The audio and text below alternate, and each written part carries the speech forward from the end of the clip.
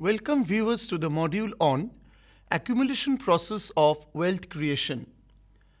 In this process of wealth creation, we go back to the classical historians as well as the political economists where we refer to the Adam Smith 1776 of the Wealth of Nations. That is a famous historical reference to the creation of wealth. This is what Adam Smith has opined, that nation's wealth is nothing but the annual flow of production. That means production which is contributed by different sectors of the economy in a particular year, and that is how the nation's wealth is being created. It also refers to the viewpoints of Ricardo and Marx, who also are dealing with the valuation and the distribution of wealth. So today when we discuss about the issues of growth, distribution, sustainability of the wealth, all are concerned with the Arrow's theory, or they are also concerned with the Piketty's theory of 21st century, because all are deeply rooted in the wealth creation theory of Adam Smith, which goes back to the wealth of the nations and also defines the national flow of the wealth. If we refer to the discussions on evolution, we say that a great deal of research and literature has come up when we define the concept of social capital. Today, with the word social capital, we mean the social overheads. For example, the infrastructure, education, health, and many other important aspects of a nation to build up. And that is also coming up in tune with the other concepts, which are qualitative concepts, but which defines the human emotions and also takes care of the fundamentals like trust, reciprocity, and networks.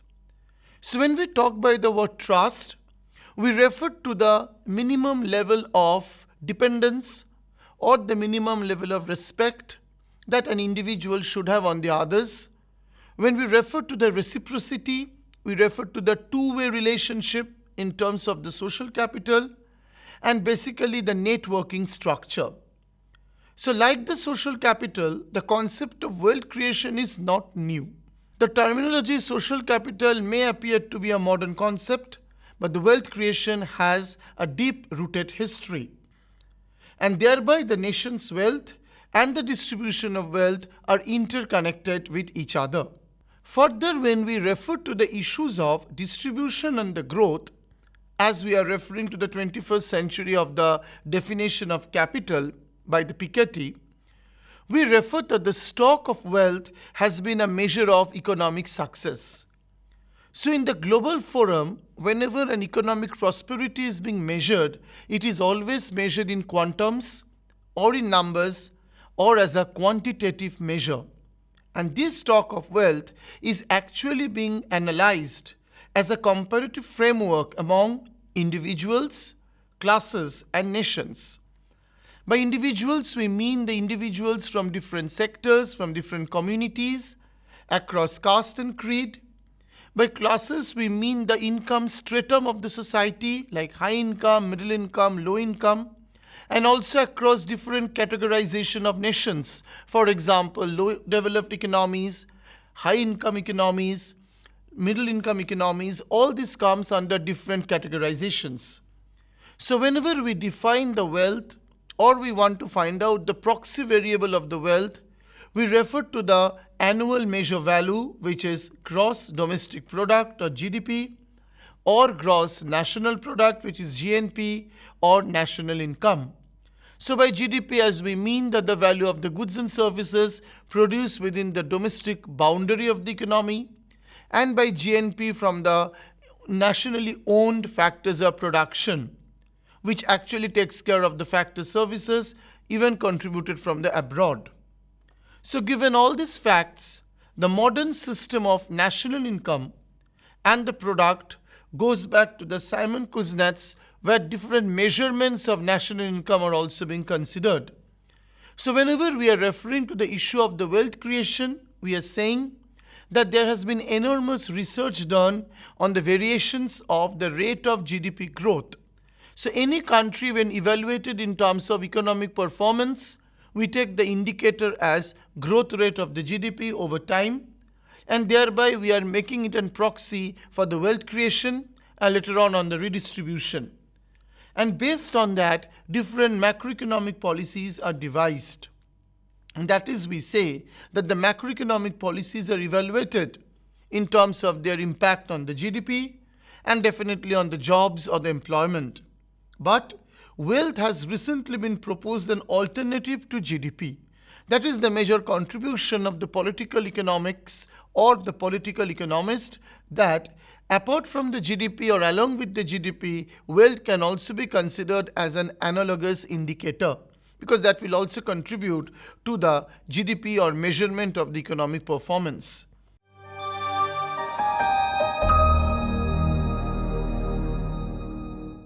In terms of comprehensive wealth accounting, we refer to the various elements.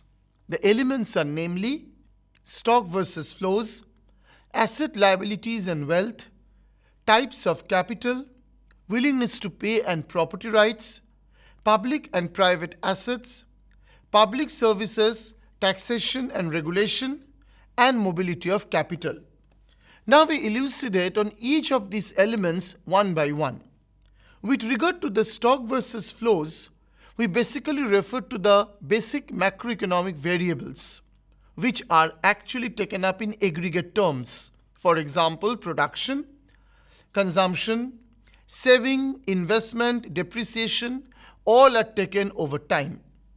So when we refer to the wealth as a contrasting variable, then wealth is the cumulative effects of all these flows. So all these flows converge to a same unit, which is none other than the creation of wealth or wealth accumulation.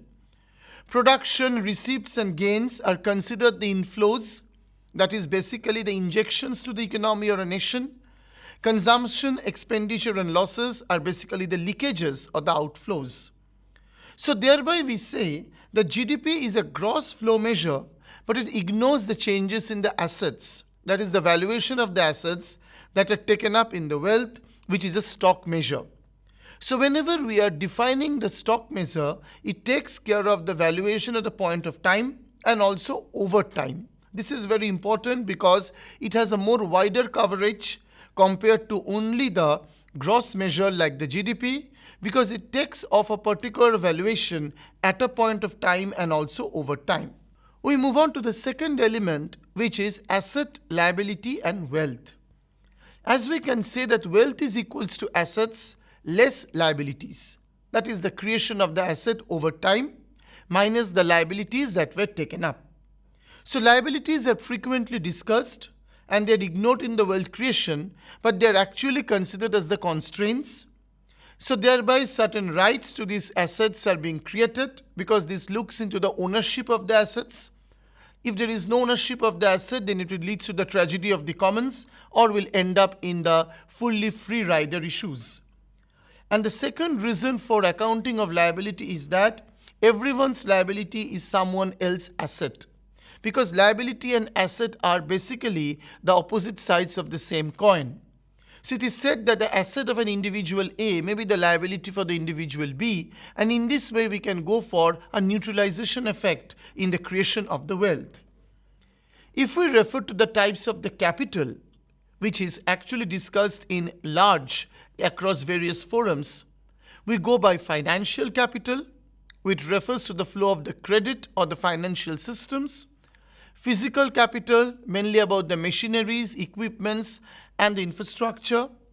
Natural capital, which refers to the environmental base or the environmental parameters, energy creations. Human capital refers to the skills, education, even health standards. Intellectual capital refers to the sophistication, cultural mix, and also about the intellectual ability. Social capital refers to the governance of how a society should run. Cultural capital is about the ethnicity, the cultural beliefs, the traditions, the customs. And the political capital refers to the political stability, the democratic power, and also the electorate system, and also the judiciary system also comes in place. So these were very much interlinked and they contribute to the creation of the wealth. When we refer to the next element, which is on the willingness to pay and the property rights, this is very much important when we deal with the word market. So a market is a platform where both the producers and the consumers interact and the willingness to the pay are realized. But whenever market fails, then we basically refer to the intervention of the state where individual willingness to pay cannot be measured, and that is for the collective benefit of the society. So for non-market assets and assets subject to market failure, willingness to pay the assets worth to their owners relative to other assets. That means whenever we are measuring willingness to pay, whenever market fails, then this willingness to pay is measured in terms of the other's need for the asset. For example, individual wants a public park, cannot be from the individual point of view, it will be for the societal point of view because it comes under the category of the public goods where market failure takes place. Secondly, when we refer to the property rights, it is actually the ownership or control over the assets. And property rights define the shared interest because the property right has to be exercised by the government, or if at individual level, then the ownership rights must be well defined, and there also the protection of the property can take place. If we refer to the distinction between the public and the private assets, then public assets are the assets which are common to the roads or which are collectively enjoyed, and private assets require basically the reflection of purchasing power because it creates on the foundation of ability to pay. So value of the public assets, which is basically the creation of the asset of the nation, is a component of place-based wealth, and all the people are expected to enjoy the wealth. And here the state actually goes for this intervention. The state also collects tax to take care of the protection of the public assets. But private assets are by individual choice, where individual actually makes the full ownership and no sharing of the benefits to be done because it is he or him who has paid for the entire asset. So when we go for the next element of comprehensive wealth accounting, which goes by the public services, taxation and regulation. Public services is the commitment of the public sector to offer a variety of services, which can be basically influenced by willingness to pay or strengthening the property rights, because this is important for the ownership rights, and also by the redistribution of the wealth creation. Moreover, when we talk about the market instruments, for example, tax, the source of income of the government to revenue generation, subsidy, a kind of a price incentive given to the industry or agriculture or to the other sectors, and regulations, which is actually about the administrative framework or the monitoring mechanism, all of them influence the asset values and thereby actually leads to the flow of the net private benefits. So this is where the public service, taxation and regulation are concerned. Now if we go by the mobility of the capital, it refers to the ability of the individuals to take the capital from one place to other. It basically refers to the migration of capital or in terms of labor. So whenever we talk about a movement or a shift or a migration of a property owner to another region, then obviously the wealth creation of one region, it gets unchanged, but the aggregate people-based wealth of the region declines because we see that the wealth is transferred. So whatever cumulative effect of the wealth that has come up, that remains in place, but the aggregate people wealth has actually declined. Human capital is quite mobile because we can find out that apart from the physical capital, human capital in terms of skills, in terms of education, that is quite mobile. But the knowledge capital, which is also one of the most important component of social capital, is a new form of human capital. So the evolution of the knowledge capital comes up from different levels of expertise, skills, technology driven, who can understand the social norms of a new location and thereby can go for better investment in new relationships at a lower cost. So whenever we deal with the field of globalization or we deal with the field of international finance, we see that different kind of investments takes place from the foreign counterparts. This type of foreign investment takes into granted the concept of knowledge capital because the knowledge creation is to be done, and thereby it will involve a kind of the domestic employees or the participants of the host countries so that they are eager to invest in a new relationship and making the migration less costly. That are the advantages when we refer to the knowledge capital apart from the physical capital. Because knowledge capital is flexible, it is mobile, and it can yield faster returns than the physical capital.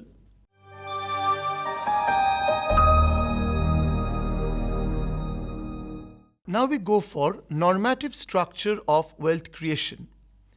So when we were discussing on the wealth accounting perspective, we have also to remember about the norms of the society that will govern the wealth creation. So here we refer to the social interactions which may involve investment, consumption, or any kind of erosion of capital or depreciation over time, and how the linkage comes up in a normative field. So social investment comes up when the individuals or the collectives as the heads of the individuals or the institutions like associations, clubs or the state take an initiative to expand resources. These resources can be any one of the elements of the wealth accounting framework. For example, financial, capital, social, political, and how the stock of social capital can be enhanced. When we move on to the concept of the normative structure, we refer to the role of the public bodies in terms of the public institutions. So what they do? They invest in the social capital by efficiently regulating the markets. So by regulating the markets in the sense that the markets are governing in a capitalistic framework, driven by the forces of the demand and the supply, which may not satisfy the interests of the common man. So at this juncture, it is the responsibility of the state to intervene and regulate their performance. Reducing the so-called red tape, which calls for reducing the red tapeism or any kind of political interference or political patronage enjoyed by any selected few of the population. Prohibiting discrimination not based on the merit. That means the discrimination that comes in which should not be done in a way, and thereby any kind of intervention should be done by the state to prohibit. Recognizing civic contributions. So in terms of the discrimination also, the merit should be given the yardstick, and in terms of the civic contributions also, for example, tax or any kind of fees or any kind of contributions made voluntarily or involuntarily, recognition must be given. Financially supporting the social organizations, that is basically going for under the CSR, that is corporate social responsibility in today's times, and supporting the community events and the programs to strengthen families. So the family bonding also comes up in place because it takes care of the cultural issues along with the financial, along with the social, along with the physical, and also in terms of the intellectual capital. So when we refer to the social capital consumption, we mean how the individuals or individuals in a collective manner exploit the stock of the capital and at the same time respond to the exigencies or the constraints, which may be for gaining support for public investments. Because this public investments is always a very strong pillar of any economic growth or of any prosperity of a nation. And how that will be contributing to the distribution of the wealth, taking care of the equity measures, and that will benefit all the stakeholders of the society, starting from individuals and communities. When we refer to the private capital, it is absolutely individualistic because it is the individuals who will invest in their homes, in their private property, and they will enjoy the complete ownership of their assets. So private social capital comes in when individuals invest in the relationships with others. So it starts from the individual centric and then it follows a networking structure and spreads on. But using this social capital, individuals can participate in the market activities. So individual A, B, C and on, they can actually come up together, they can coordinate and thereby they can contribute to the social capital. They can also upgrade their status within bureaucratic systems, strengthen in the formal and the informal groups, and finally they can nurture their status in the family or any kind of communal relationships. That is how a social bondage develops. That is how a family bonding takes place between all elements of the individuals of the society in intervention with the state. So the individualistic approach is actually an aggregate leading to the creation of the social capital in terms of the collective approach. Moreover, public capital is created when the public actors, for example the NGOs or the governments, invest in the highways and the schools, public research, public health, and all those national importance institutions which occupy a greater proportion in the country. So public social capital takes place when the public sector invests in it along with the other constituents. And also, public social capital reduces the regulatory and the enforcement cost because it takes care of the government intervention. Government makes some rules and regulations for the functioning of the public systems, and thereby the cost of the bureaucracies are also taken care of, because this is how the government functions. On the other hand, when we go for the globalization within the normative structure of wealth creation, then we can say that in the context of a more global economy, market and bureaucratic norms, they actually go for mediating the relationships. Because on the one hand, it is the market forces, on the other hand, the state intervention, so both of them coexist and make the bonding to be more stronger. So globalization will definitely contribute to this building up of natural capital in the rural areas or wealth creation of the rural areas, but actually they should come up within a wealth framework. So whenever we talk about a globalization, it's nothing outside, it is actually embedded within the system and within the culture.